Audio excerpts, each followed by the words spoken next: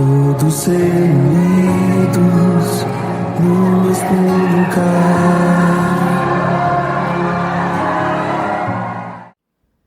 A paz do Senhor Jesus, estamos chegando mais uma vez, agora com o capítulo de número 25, e eu quero dar os parabéns a você, glorificar o Senhor pela sua vida, por ter chegado até aqui, porque eu sei que não é fácil, né? Eu sei que as coisas do Senhor, as coisas espirituais, elas lutam, né? É uma luta contra as coisas carnais. Nós temos muitas coisas, né? Durante o nosso dia, nós temos muitas responsabilidades, mas eu quero glorificar o Senhor, porque você está aqui já quase finalizando comigo esse plano de leitura, quase chegando, né? Nós estamos rumo aos últimos capítulos do livro de Atos. Hoje nós vamos fazer leitura do capítulo 25 e restam apenas mais 3 capítulos para a gente encerrar o livro, né, de Atos dos Apóstolos. Nós estamos dando continuidade, né, à prisão de Paulo. Nós estamos nós estamos lendo, né, e aprendendo a respeito daquilo que aconteceu na vida do apóstolo, algumas coisas, né, alguns julgamentos, acusações e tudo que ele passou são, né, a reta final da missão dele. Nós estamos já nos últimos dias, né, do seu chamado, e agora no capítulo de número 25, que está dando também continuidade ao 24, onde nós vemos que Paulo, ele foi levado diante de Félix, né, do governador Félix, que para atender, para agradar os judeus, né, porque ele tem, os judeus o odiavam Félix por conta de como ele era brutal no modo de tratar eles, né, tratava com um pouco de brutalidade. Então os judeus, eles não manifestavam assim não manifestavam um agrado, né, pelo governador Félix. Então eles vão enviar a Roma cartas contando, né, de como o governador Félix os tem tratado, a forma brutal como ele trata os judeus. E por conta dessas cartas que os judeus enviam, então Félix agora ele vai ser substituído, né, como resultado dessas cartas, Félix vai ser substituído por Festo. Vai agora chegar um novo governador, a Cesareia, né? Vai chegar um novo governador e ele vai chegar já, então, com esse problema nas suas mãos, né? A prisão de Paulo, existe um prisioneiro que está sendo vítima de algumas acusações e o novo governador, então, ele chega agora à cidade já com esse problema para resolver. E é assim que o capítulo 25 vai abrir, né? No versículo 1, dizendo que 3 dias depois que Festo, que o novo governador, então, que o governador que substitui Félix chega a Cesareia, ele já tem, né, um compromisso nas suas mãos. Ele vai assumir as suas responsabilidades enquanto governante, né? E 3 dias depois, então, ele vai a Jerusalém, ele vai se direcionar à cidade de Jerusalém para ele se reunir com os principais sacerdotes, né, e falar a respeito dos seus planos de governo, das regras do novo governo, né. Então ele vai a Jerusalém e se reúne, né, com os principais sacerdotes. Então, deixa eu só tirar aqui isso. Então ele se reúne com os principais sacerdotes e nessa reunião ele vai ficar sabendo a respeito das acusações que estão sendo feitas, né, a respeito de um prisioneiro chamado Paulo. Então nessa conversa, nessa reunião em Jerusalém que ele vai ficar sabendo do que o Sinédrio está acusando Paulo, né, o que eles querem que Festo faça com esse prisioneiro. E então eles vão pedir, né, o Sinédrio, os líderes judeus vão pedir a Festo que envie Paulo, né, que está lá em Cesareia, que envie Paulo a Jerusalém, porque eles estão tramando, o que eles querem é novamente o que já tramaram uma vez, interromper interromper, fazer uma emboscada no caminho, né? Matar Paulo durante a trajetória até Jerusalém. Eles vão pedir então ao governador que envie o prisioneiro que está na cidade de Cesareia até Jerusalém. Mas Festo vai responder que Paulo está em Cesareia, versículo 4. Paulo está em Cesareia e ele próprio vai voltar para lá. Então Festo está dizendo, não, o prisioneiro está em Cesareia, eu já estou voltando para lá, e então alguns de vocês vão ter autoridade para manifestar o que ele fez de errado. Então eu vou querer saber o que ele fez de errado, vocês vão poder apresentar lá as acusações de vocês contra esse prisioneiro. Festo então vai se recusar, né, de trazer Paulo, né, o prisioneiro, até Jerusalém, mesmo sem saber que eles estão tramando, né, matá-lo no caminho, mas ele vai se recusar a atender o pedido do Sinédrio, né? Então, 8, 10 dias depois, Festo volta a Cesareia, ele vai retornar, né? Ficou 8, 10 dias em Jerusalém, ele vai retornar à sua cidade, onde ele governa, vai retornar a Cesareia, e no dia seguinte, então, ele vai convocar o tribunal, ele vai mandar trazer Paulo, né, para agora ouvir, né, as acusações, ouvir o prisioneiro, ouvir os acusadores e saber se fazer a par daquilo que está acontecendo, já que ele assumiu o governo há pouco tempo. E então ele vai se reunir e eles vão fazer várias acusações. O versículo 7 vai nos dizer isso, que o Sinédrio, né, que o tribunal, os líderes judeus, eles vão fazer várias acusações graves, porém eles não podem provar nenhuma das acusações que eles estão fazendo a respeito de Paulo.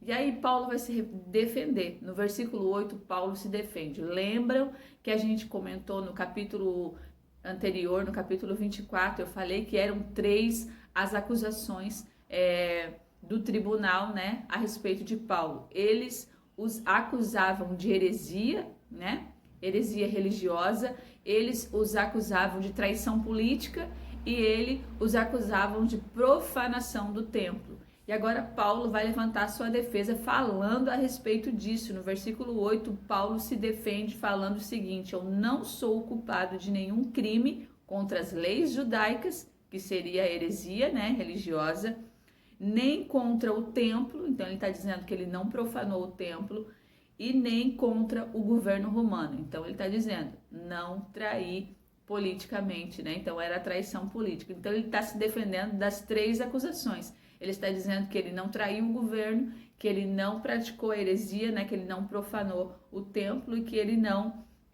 fez nada contra as leis judaicas. Depois de ouvir isso, então, o governador, querendo agradar os judeus, né? Porque ele sabe ali não é um julgamento justo, né? Não é uma coisa justa, né? A justiça não está sendo feita na realidade, mas o que eles querem é autoridades políticas, eles querem troca de favores políticos, né? O que acontece hoje nos nossos dias, acontecia naqueles dias também. E então Festo ele vai querer agradar os judeus que estão ali, e ele vai dizer o seguinte, você está disposto a ir a Jerusalém e ali ser julgado diante de mim, né? Então ele vai ver agora, ele vai perguntar a Paulo, já que os líderes judeus pediram que ele levasse ele a Jerusalém, ele vai ver, então ele vai levantar essa possibilidade. Você quer ir a Jerusalém e ser julgado lá diante de mim, né? Já que os líderes tinham pedido a Festo que mandasse Paulo para Jerusalém para armar uma emboscada no caminho, né? Ele vai perguntar a Paulo se ele quer fazer isso. Mas a resposta de Paulo é que não. Ele vai dizer no versículo 11, se fiz algo para merecer a pena de morte, não me recuso a morrer, né? Ele vai dizer, mas eu sou inocente.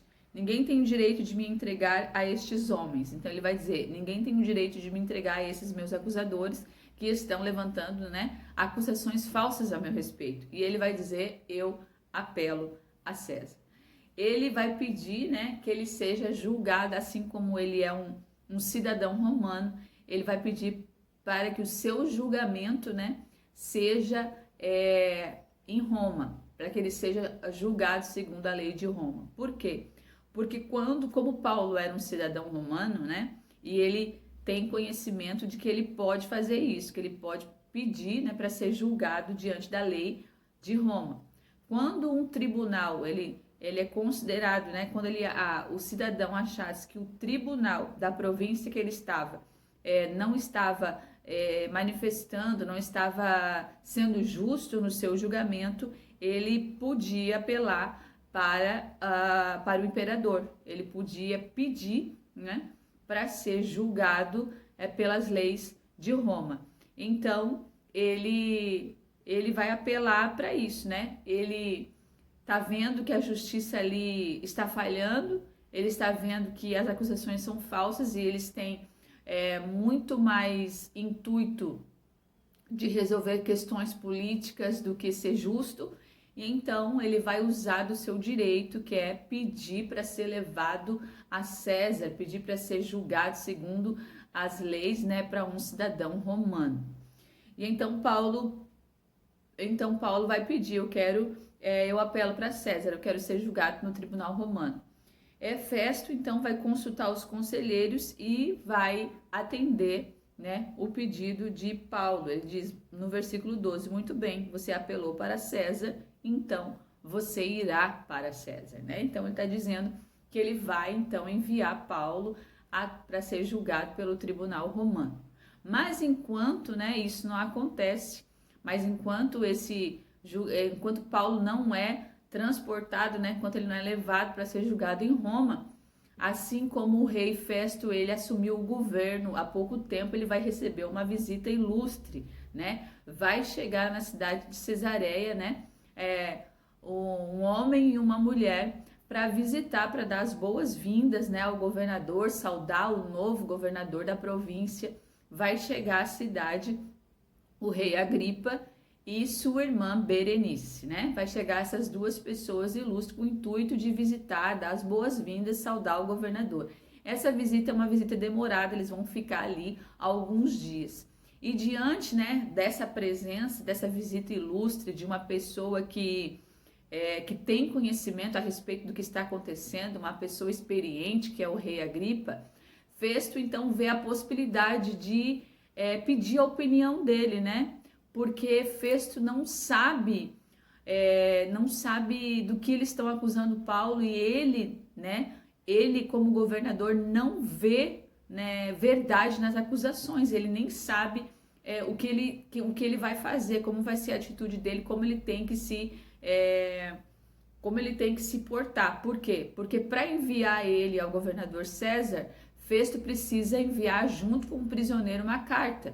Ele precisa enviar uma carta informando a respeito das acusações, né? Fazendo ali um texto a respeito do que esse réu que está sendo acusado precisa ser julgado, quais foram os seus crimes, o que ele praticou e por que ele está sendo levado ao imperador. Mas Festo não sabe, ele não vê verdade nas acusações, então ele não sabe o que escrever nessa carta, ele não sabe como informar César que Paulo deve ser julgado lá em Roma. Então, diante disso, ele vai aproveitar a oportunidade da visita do rei Agripa e vai falar, né? Vai pedir a opinião dele, vai colocar o rei Agripa a par do que está acontecendo, né? E ele vai então falar a respeito do que está acontecendo, e o versículo 16 vai dizer o seguinte: eu lhes disse que a lei romana não condena ninguém sem julgamento, o acusado deve ter a oportunidade de confrontar seus acusadores e se defender. Então, o que vai acontecer depois que Festo conta, né, coloca o rei Agripa a par do que está acontecendo, o rei Agripa, ele vai pedir a Festo para conversar com esse prisioneiro. Ele vai dizer o seguinte no versículo 22, ele vai dizer a Festo: eu gostaria de ouvir esse homem pessoalmente. Ele vai então dizer ao governador Festo que ele quer ouvir Paulo, que ele quer estar na presença de Paulo e ouvir dele quais são as acusações levantadas contra ele, qual é a defesa dele, mas apesar de ter ouvido tudo que Festo falou, né, de estar a par do que está acontecendo, ele quer ouvir Paulo pessoalmente. E então agora Paulo vai ter a oportunidade de mais uma vez testificar, testemunhar a respeito de Cristo, né, diante dessa assembleia, dessa reunião, né, ilustre que vai acontecer diante desse rei e da sua irmã Berenice. Ele vai ter a oportunidade de testemunhar, né, perante essa audiência que foi pedida, né, pelo próprio rei Agripa para reunir, então, diante de Festo, diante do governador Festo, diante do rei Agripa e diante da sua irmã Berenice. Paulo vai ter a oportunidade de mais uma vez pregar, né, falar, testificar a respeito de Jesus. Por quê? Porque aqui, deixa eu ver, eu passei, porque o que Festo ainda informou ao rei Agripa foi que o que Paulo dizia, o que Paulo defendia, né, que ele não via nada de culpa naquele cidadão, naquele preso, porque ele conhecia, porque Paulo, ele diz que, ao contrário, versículo 19, eu não vejo crime, né, no que ele faz. Ao contrário, versículo 19, ele prega algo relacionado à sua religião, a um morto chamado Jesus, que ele insiste que está vivo. Então, Festo não vê, né, acusação suficiente para levar esse preso à morte. Ele vai dizer, olha, ele está pregando a respeito de Jesus Cristo, é uma coisa relacionada à religião, né? É uma briga religiosa. Ele fala a respeito de um morto aí que Festo nem conhece, né? Porque anos já se passaram.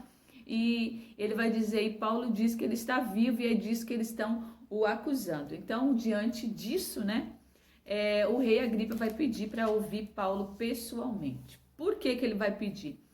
Porque Agripa, né, o rei Agripa e Berenice, eles são filhos eles são filhos de Herodes, que lá no capítulo 12, né, nós vimos que ele em Cesareia, né, ele recebeu a adulação do povo, foi comparado à voz de Deus, e sobre ele veio uma enfermidade e ele foi comido por vermes. Eles são filhos do rei Herodes, né? Herodes Agripa, lá que nós vimos falar sobre ele no finalzinho do capítulo de número 12 do livro de Atos. Eles são também irmão de Berenice. Lembra do capítulo 24? Berenice era casada com Félix, né, que foi substituído por Festo. Então, nós já vimos que, aliás, Drusila, eles são irmãos de Drusila, que era casada com Félix. Drusila, a gente já tinha visto no capítulo 24 que ela era uma judia convertida, né, mas que mediante as situações, né, da vida dela, no caminhar, ela casou, e eu já falei lá no 24, ela se afastou, né, do caminho das leis judaicas. Ela acabou sendo persuadida por Félix a deixar do marido dela e casar com Félix. Então agora nós estamos diante dos seus irmãos, né? Dos irmãos de Drusila, que é Agripa e Berenice. Então Berenice também é uma judia, que antes, né, num passado, não nessa época aqui que ela está vivendo, não nessa ocasião em que ela chega no palácio do governo de Festo, mas anteriormente ela era uma mulher que professava e defendia a fé dos judeus.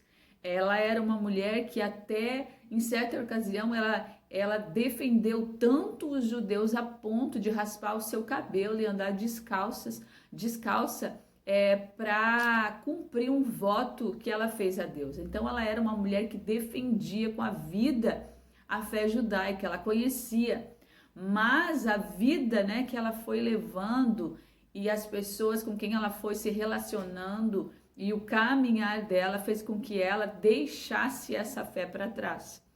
Ela deixou essa fé, né? Ela deixou de olhar para Deus, para olhar para o Senhor, ela deixou de manter os seus olhos fixos nas Escrituras e começou a viver uma vida soberba, uma vida de orgulho, né? Ela começou a deixar a situação no dia dela perverter os caminhos dela, vamos usar essa palavra. Por quê?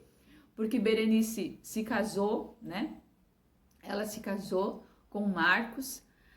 Desse casamento ela ficou viúva, né? Desse casamento ela fica viúva. Depois disso ela casa com o seu tio. Depois de viúva de Marcos, ela casa com o seu tio. Depois que ela casa com o seu tio ela tem filhos, ela fica viúva novamente.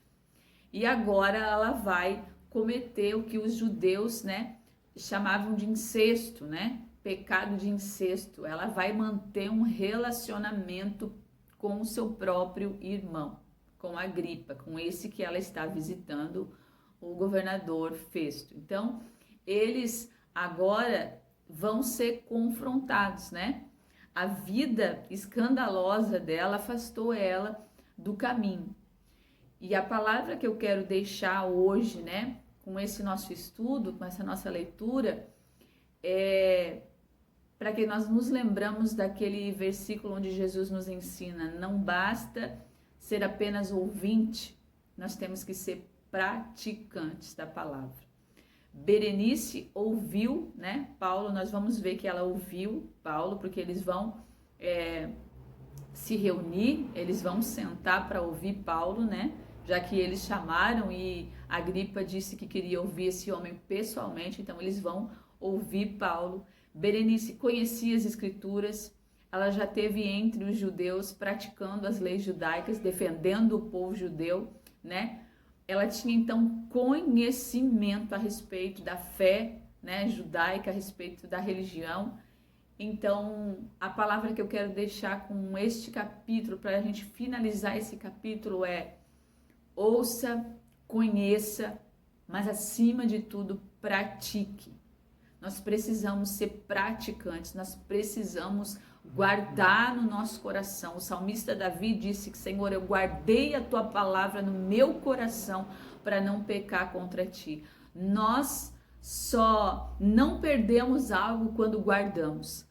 Quando nós largamos algo em qualquer lugar, chegamos e somente largamos em cima da mesa, em cima do balcão, muitas vezes depois nós estamos caçando aquela coisa que nós largamos ali, e às vezes a gente nem sabe aonde largou, porque a gente não cuidou, né? A gente apenas chegou e largou. Mas quando a gente guarda, quando a gente pega algo, né? Geralmente algo que a gente tem cuidado, que tem valor, a gente guarda, a gente depois sabe o lugar que a gente guardou.